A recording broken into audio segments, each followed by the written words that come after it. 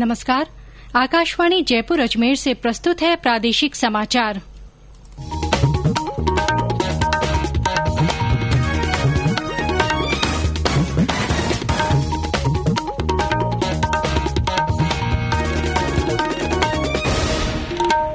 समाचारों के साथ मैं आरती नागर।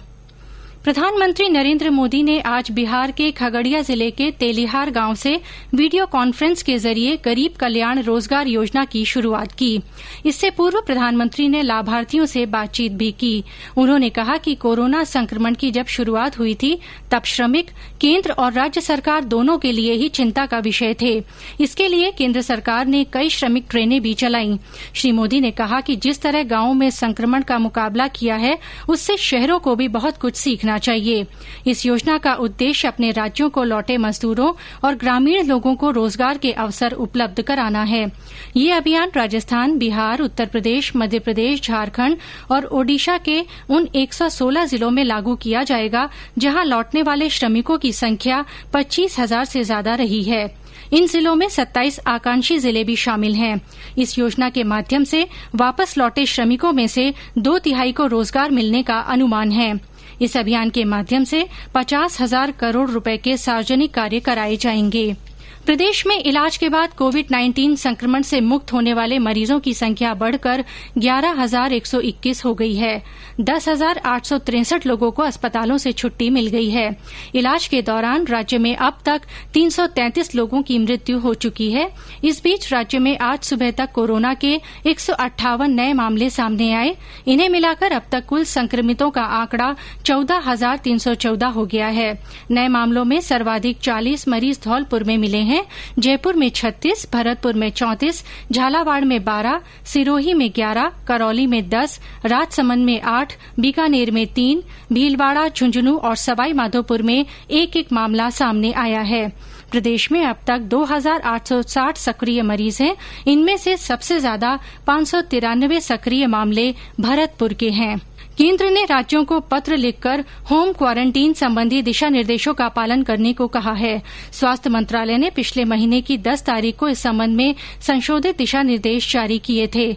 मंत्रालय ने कहा है कि कुछ राज्यों में होम क्वारंटीन में रहने की अनुमति एक सामान्य प्रक्रिया के रूप में दी जा रही है और संशोधित दिशा निर्देशों का पालन नहीं किया जा रहा है। मंत्रालय ने राज्यों से कहा है कि वे कोरोना के प्रसार को रोकने के लिए दिशा निर्देशों का सख्ती से अनुपालन सुनिश्चित करें। छठे अंतर्राष्ट्रीय योग दिवस की शुरुआत कल प्रधानमंत्री नरेंद्र मोदी के संदेश से होगी। ये संदेश सुबह 6:30 बजे दूरदर्शन पर प्रसारित किया जाएगा। साथ ही ये विभिन्न डिजिटल प्लेटफॉर्म पर भी उपलब्ध होगा। प्रधानमंत्री ने लोगों से कहा है कि योग दिवस परस्पर सुरक्षित दूरी के मानदंडों का पालन करते हुए घर पर अपने परिवार के साथ ही मनाएं। अंतर्राष्ट्रीय योग दिवस के अवसर पर पर्यटन मंत्रालय ने 1 सप्ताह का कार्यक्रम भी शुरू किया है। प्रधानमंत्री नरेंद्र मोदी 28 जून को आकाशवाणी के मन की बात कार्यक्रम में अपने विचार साझा करेंगे। प्रधानमंत्री ने इस कार्यक्रम के लिए लोगों से उनके सुझाव मांगे हैं। श्रोता अपने सुझाव टोल फ्री नंबर 1800-117800 पर रिकॉर्ड करा सकते हैं या नमो ऐप के माध्यम से भेज सकते हैं। सवाई माधोपुर के रणथंभौर राष्ट्रीय अभयारण्य में कोरोना संक्रमण के मद्देनजर पिछले दिनों सफारी बंद रहने के कारण एडवांस बुकिंग वाले पर्यटक अगले 2 साल तक अपनी सुविधा अनुसार राष्ट्रीय उद्यान में भ्रमण कर सकेंगे। वन विभाग की ओर से इस संबंध में आदेश जारी किए जा चुके हैं। हमारे सवाई माधोपुर संवाददाता ने बताया कि पर्यटक 30 जून 2022 तक की अवधि में कभी भी भ्रमण का विकल्प भर सकेंगे। बीकानेर में आज भाजपा की ओर से वर्चुअल संवाद रैली का आयोजन किया जा रहा है। इस रैली को दिल्ली से भाजपा के राष्ट्रीय अध्यक्ष जेपी नड्डा, गजेंद्र सिंह शेखावत और अर्जुन राम मेघवाल संबोधित करेंगे। इस रैली के लिए भारतीय जनता युवा मोर्चा की स्थानीय इकाई ने एक पोस्टर का विमोचन भी किया है। प्रदेश में ज्यादातर स्थानों पर मौसम में उतार चढ़ाव का दौर जारी है। अलवर, बूंदी, झुंझुनू से बारिश होने के समाचार मिले हैं। मौसम विभाग ने आज कोटा, बूंदी, झालावाड़ जिलों के कुछ स्थानों पर भारी वर्षा की चेतावनी जारी की है। इसी के साथ प्रादेशिक समाचार बुलेटिन समाप्त हुआ। हमारा अगला बुलेटिन राजस्थानी में दोपहर 3 बजे प्रसारित होगा। नमस्कार।